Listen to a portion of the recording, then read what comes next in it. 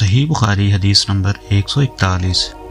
نبی کریم صلی اللہ علیہ وسلم نے فرمایا، جب تم میں سے کوئی اپنی بیوی سے جماع کرے تو کہے، اللہ کے نام کے ساتھ شروع کرتا ہوں، اے اللہ ہمیں شیطان سے بچا اور شیطان کو اس چیز سے دور رکھ جو تو اس جماع کے نتیجے میں ہمیں عطا فرمائے۔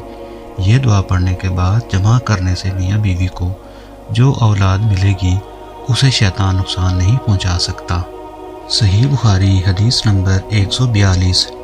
رسول کریم صلی اللہ علیہ وسلم جب قضاء حاجت کے لیے بیت الخلاء میں داخل ہوتے تو یہ دعا پڑھتے، اے اللہ میں ناپاک جنوں اور ناپاک جننیوں سے تیری پناہ مانگتا ہوں۔ صحیح بخاری حدیث نمبر 143۔ ابن عباس رضی اللہ عنہ سے روایت ہے کہ نبی کریم صلی اللہ علیہ وسلم بیت الخلاء میں تشریف لے گئے۔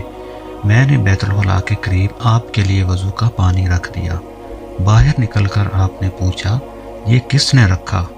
جب آپ کو بتلایا گیا تو آپ نے میرے لیے دعا کی اور فرمایا، اے اللہ اس کو دین کی سمجھ عطا فرمائیو۔ صحیح بخاری حدیث نمبر 144۔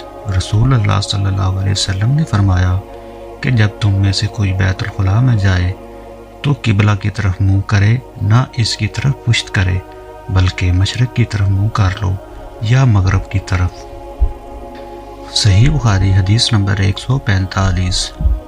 لوگ کہتے تھے کہ جب قضاء حاجت کے لیے بیٹھو تو نہ قبلہ کی طرف منہ کرو نہ بیت المقدس کی طرف۔ یہ سن کر عبداللہ بن عمر رضی اللہ عنہ نے فرمایا کہ ایک دن میں اپنے گھر کی چھت پر چڑھا تو میں نے حضرت صلی اللہ علیہ وسلم کو دیکھا کہ آپ بیت المقدس کی طرف منہ کر کے 2 اینٹوں پر قضاء حاجت کے لیے بیٹھے ہیں۔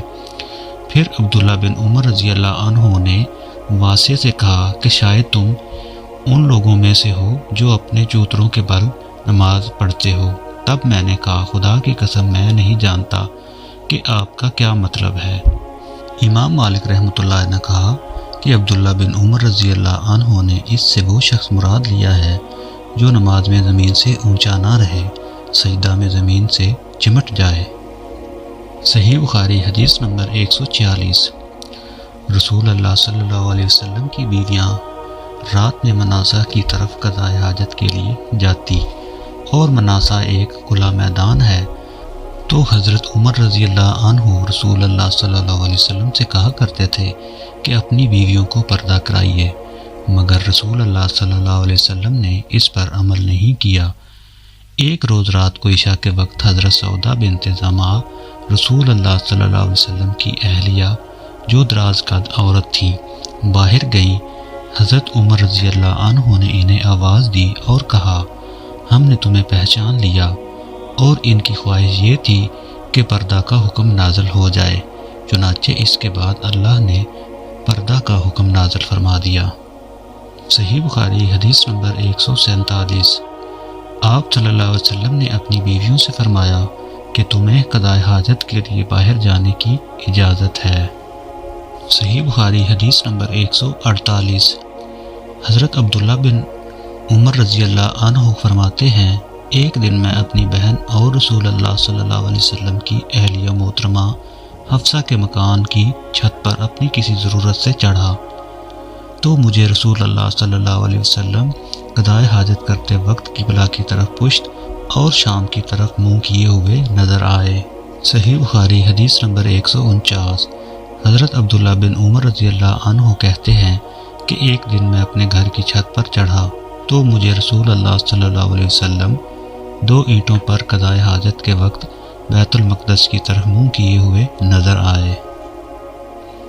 صحیح بخاری حدیث نمبر 150۔ حضرت انس بن مالک رضی اللہ عنہ کہتے تھے، جب رسول اللہ صلی اللہ علیہ وسلم رفع حاجت کے لیے نکلتے تو میں اور ایک اور لڑکا اپنے ساتھ پانی کا برتن لے آتے، مطلب یہ کہ اس پانی سے رسول اللہ صلی اللہ علیہ وسلم طہارت کیا کرتے تھے۔